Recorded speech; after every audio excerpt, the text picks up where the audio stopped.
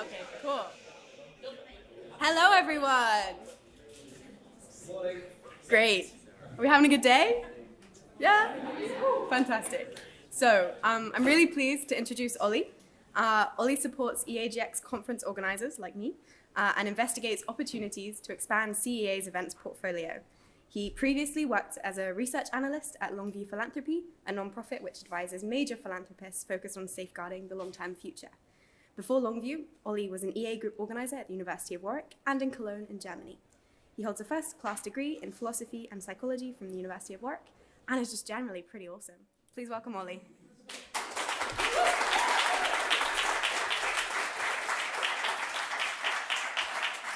Everyone. Hi, thanks for coming. I appreciate it. And thanks to Charlotte.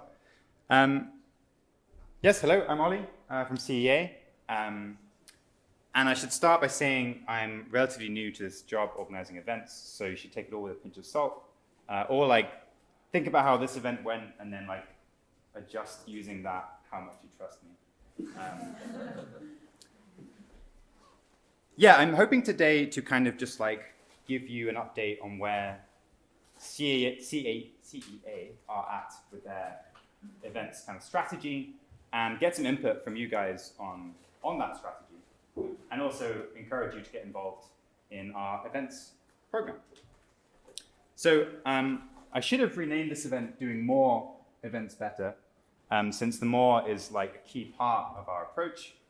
And this is actually my strategy in its entirety so far, so I think I could do with your help.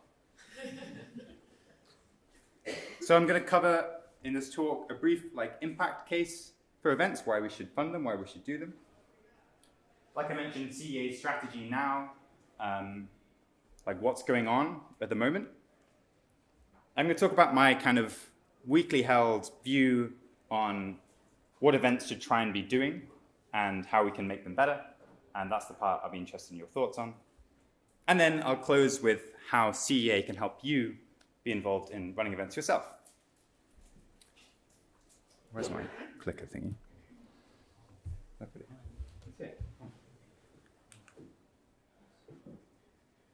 That's what I just said. So, Matt Iglesias is a journalist, and he was interviewed by Rob on the EAGK podcast the other day. And he said he was interested in hearing about effective altruism conferences, and he thought when he heard about this, I thought effective altruism was associated with ideas like, maybe don't do the conference, just give the money to, I assume, charities. That airfare or the venue costs could do a lot more good in the world. So it's a reasonable position to have. Why don't we just give the money that was used to fund this beautiful place and just give it straight to doing good in the world? I think that's a reasonable question. And I'm going to try and answer why we are funding events and not just funding charities directly. The basic case goes like this. Conferences look like a much worse spend in worlds where there are great funding opportunities available, where funding is the bottleneck. So in those worlds, you don't need to get people to be working on the problems. You can just move money, and the problem will start making progress on the problem. So you can just do good quite directly. You don't need to do movement building. However, we're currently not in that world. It seems like we have resources, there are donors interested in EA, there are problems we know exist, but there currently aren't enough people working on these problems such that we can fund them directly and make progress. We need more people involved working on those problems to make progress. So that means the problems we face are bottlenecked not by funding, but by people. And in those worlds, namely this world, this makes field building activities like groups and events and grants for people to build their careers look a lot more strong on the margin. Because they get more people involved and involved in more helpful ways, which helps problems get solved faster. So overall, we currently think CEA, generally speaking, spending money on the people bottleneck looks about as good, but probably better than just like directly funding the work on the problems.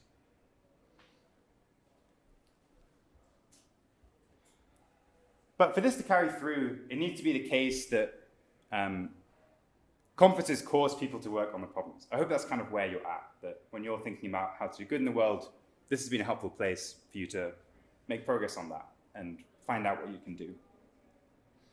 So maybe a question is, how do events help people solve problems faster? My very weak hypothesis is something like, in the normal kind of state of things, people are going around the world, meeting each other, encountering ideas on YouTube or books or whatever, and you're gradually building your network and your like kind of view on how you can make the world better. And events help people connect with ideas and people much, much faster than they usually would. So instead of waiting for talks to come out on YouTube or reading blog posts and forum posts, you can go to one place, namely here, and have all these things happen in one kind of crazy weekend. I imagine you're probably experiencing that a bit now. So instead of bumping into people randomly, you meet lots of people over the course of a couple of days. And so events look like warp speed movement growth, as I call it. So here's you on the right.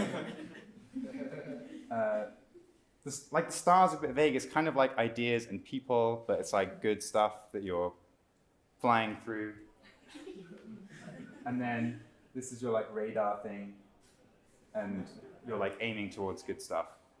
Like I said, I've not thought this through very much, but that's the rough idea. But a question might be: is this actually happening? Are we seeing this happen in the world? And I think it seems so, like probably.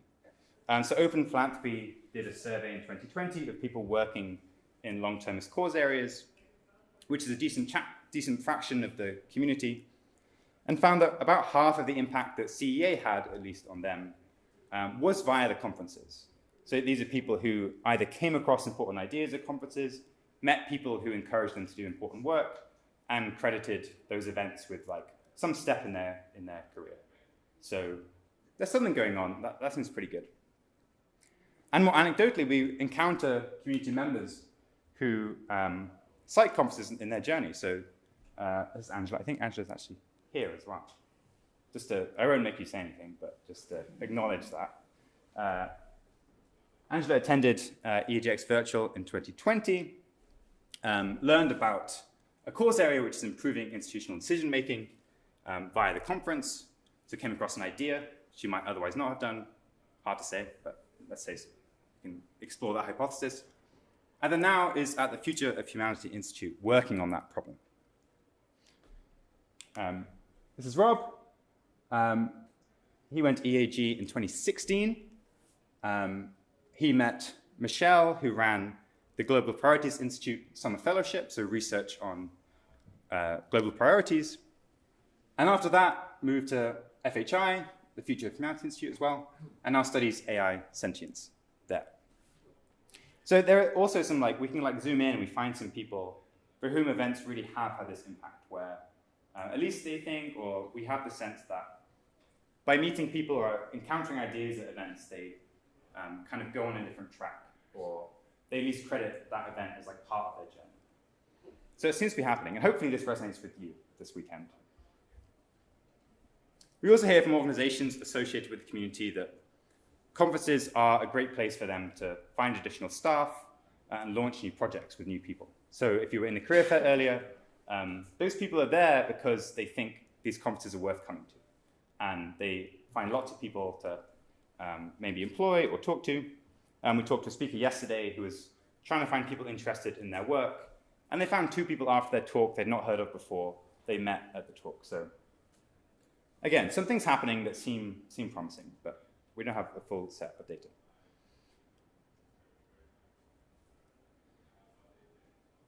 And the rough way we're tracking this at the moment, a kind of very proxy metric, a bit scrappy, is connections.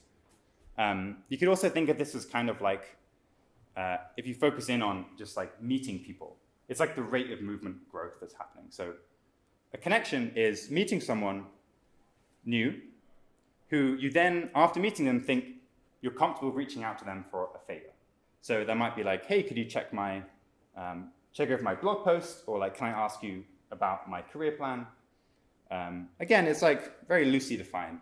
It's meeting someone new who you like think like, yeah, that's great. I'll stay in touch with them. They could be interesting to talk to. And this is what we'll track. You'll notice when you complete the feedback survey later today, we're going to be trying to understand like what the conference did for you in terms of connections, not just connections, but also were there ideas you encountered, were there ways in which you changed your mind that made you feel more confident about your path, or even like more uncertain. That's not necessarily a bad thing, but kind of like move you along. Again, this kind of like you're in that kind of spaceship thing and you're like moving a little bit faster because of the event. That's the idea. And we're hoping to like flesh this out more and have like impact adjusted things so we can kind of find out not just that there were connections, but that those led to good things. That's a work in progress. So that's the rough like impact case. And I could talk a bit about CEA's kind of current, how the events team is made up and our strategy. So here's the beautiful events team. There are 10 of us now, and almost everyone here mostly focuses on running EA Globals, which are in London, SF, and DC this year, and also smaller events for the community, such as the Coordination Forum. Meanwhile, I, with a bit of help from some of my colleagues, run community events, so events run by organizers like Charlotte, and we support them and run things like EAGX, where you are now. And the news that is, the news from the CEA events team is that our strategy is to build, build, build. Like I said, more events is roughly the plan so far. And not just more, but bigger. So this is what London's been up to. EAG London 2019 had 555 attendees. 2021 had 900. And next month, we're expecting 1,400 people. So it's roughly doubling since 2019. Noting, by the way, this conference is bigger than the main global conference in 2019 by about 100 people. Boston, very similar story. There were 144 people at the EAGx Boston. 2018, 200 in 2019. And next weekend, there's going to be between 800 and 900. So that's roughly quadrupling since 2019. Again, that's just Boston, and it captures lots of other things there, but the number is bigger. I think that's fair to say. And also this conference, we initially planned for 200, 300 people, then we went to 500, then we went to 600, and now we're about 650. We're also looking at starting new events around the world. We're supporting events in Prague, in Australia, in Canberra, Singapore, Berlin, Rotterdam, Latin America, Stockholm, India. All very exciting. And not only are these events, there are more of them, but they're all going to be about twice as big as EAGX's were in 2019, if all goes to plan. So that's roughly tripling the number of people at EAGX between 2019 and 2022. And there was like a gap among that time for reasons. But we come out the other side with much bigger conferences. So this is our rough metric. I talked about connections, and we tried to guess how many we expect to see this year compared to 2019 and 2020. So obviously you can count connections in virtual conferences. You can still meet people there. And this is roughly what's going on. We're aiming to quadruple our proxy metric of connections in 2022 from last year. So number go up in all the ways. So what does this all mean for you? The main message is CEA wants to support lots of big events that accelerate movement growth, that help people connect with people, ideas, and make that happen faster at bigger events. So we want your help with this. We would like to find more people to run more events and bigger events. And this means encouraging you all, if you're thinking of running something like this, which I'm very excited to hear if you are, aim high. try to minimize turning away people who are interested or excited. And also, with this connections metric in mind, focusing on where you can maximize those connections. So you'll notice this weekend, if this is one of your first conferences, we encourage lots of one-on-ones. There are lots of rooms for people to sit and chat. That's where connections often happen. Talks are great, thanks for coming, but often you find that people meeting each other and like breaking down their career plan, asking them the question they have in their mind, that's often where a lot of the magic happens. So our job is to help you design these impactful events and then help you execute on them. So events are just a lot of hard work, but we think a lot of people could be good at doing it. And if you think that's you, please come and talk to me. I'm very excited to help you think through your idea. Or if you're running a group and you're thinking of running a conference or even just like a retreat, let me know and we can try and help. So to do that, we offer grants, advice. Either me or someone else will be on hand to support you. And we have resources that like help the conference run, like SwapCard, we can lend out. So overall, we want you to be ambitious, which is, I'm sure you've heard a lot about over the weekend. So if you apply to run an event, we might say something like, that's cool, try doubling it. Or like, try having twice as many team members. That'll be cool, and we'll help you make that happen. So if you have an event idea you're excited about, there's a post on the forum about applying for support. You can also come and find me, and we can talk about it. That's all. Thanks very much.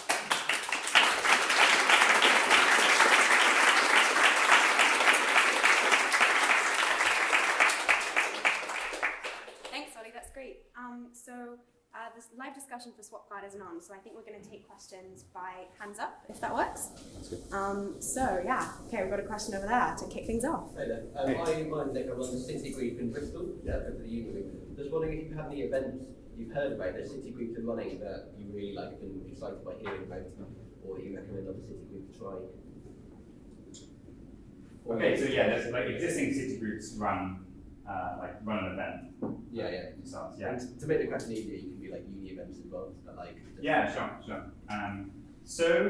I think lots of the events coming up are run by existing groups. So Prague it's a national Czech group running that one. There's a Nordics conference that's with several like city and national groups.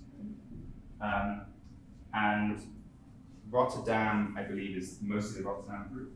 So lots of them based on the city group. So I think having an existing group to run the conference is a bonus. It's like a pool of people are excited, but it's not necessary. You can plausibly, if you want to run an event where you are, you find people who aren't necessarily part of the group. And just have you heard of any events other than conferences, perhaps? Oh yeah, tons. I skipped some of the other examples, but yeah, EAGX is just one kind of type of event, which is this. But we're also looking to fund smaller retreats, lots of retreats around the world. Some for local groups, some for like specific cause areas, and there might be a forecasting event at some point. So really all manner of things. And so it used to be like mostly EAGXs, and now we're kind of like testing out which other event types are pretty promising, not just for connections, but also things we might be missing. So there's really no like box you have to fit in. Yeah, that's about. Hi, just curious how crystallized your thinking is behind meetings. Specifically, do we expect like things to get like weirder or more interesting? Do we have like scope for really strange kind of events that might engage people in new sorts of ways? Yeah, I mean, I'm very interested in ideas. There's nothing I want to rule out, but I think we'll probably discuss and try and pick apart ideas that to try and understand the kind of path of impact in the event for people working on things. I'm open to strange things, sure. Yeah. Thank you. I'm going right at the back. Yeah. So I was wondering how do you maintain the positive effects of an EAGX over time? Because the engagement level might dwindle after a month or something after the age. Yeah. So do you have any metrics for that? For example, some smaller scale events. Yeah, working on it. I think we're planning to do a kind of retrospective of the 2019 program, which had 3 EAGX and 2 EAGs, and see what happened.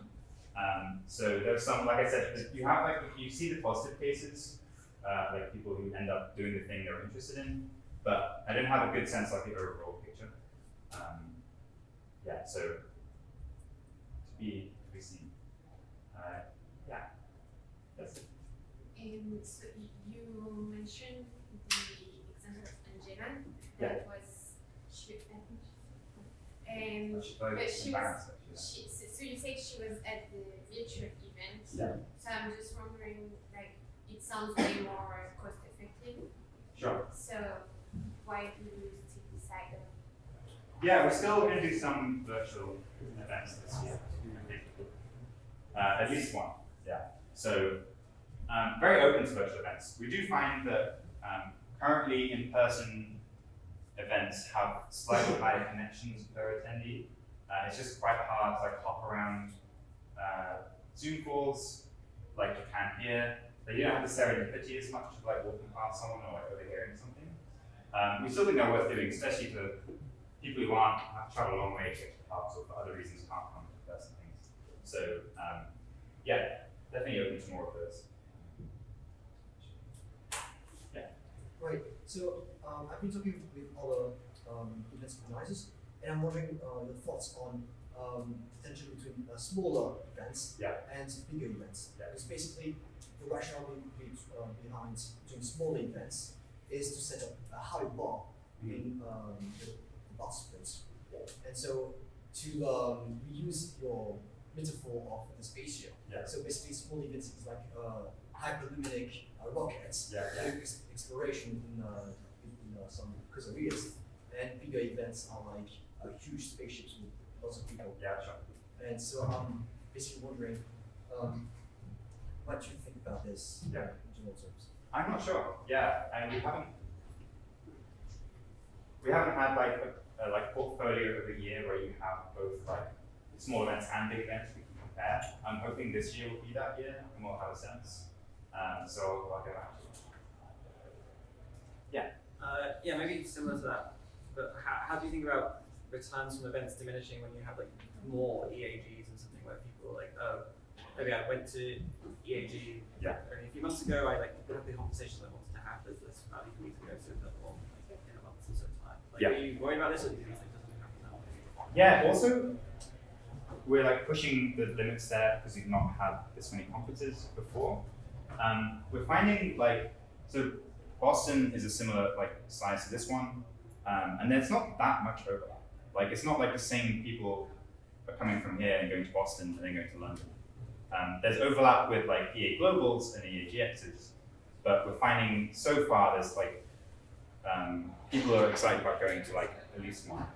But yeah, not to say you couldn't do more, and I'm not really sure what happens if you go to like several, whether it's like I would expect diminishing returns, like you just meet the people you wanted to meet, and then the same like set of people, or similar set will be in the next one. So yeah, but not sure.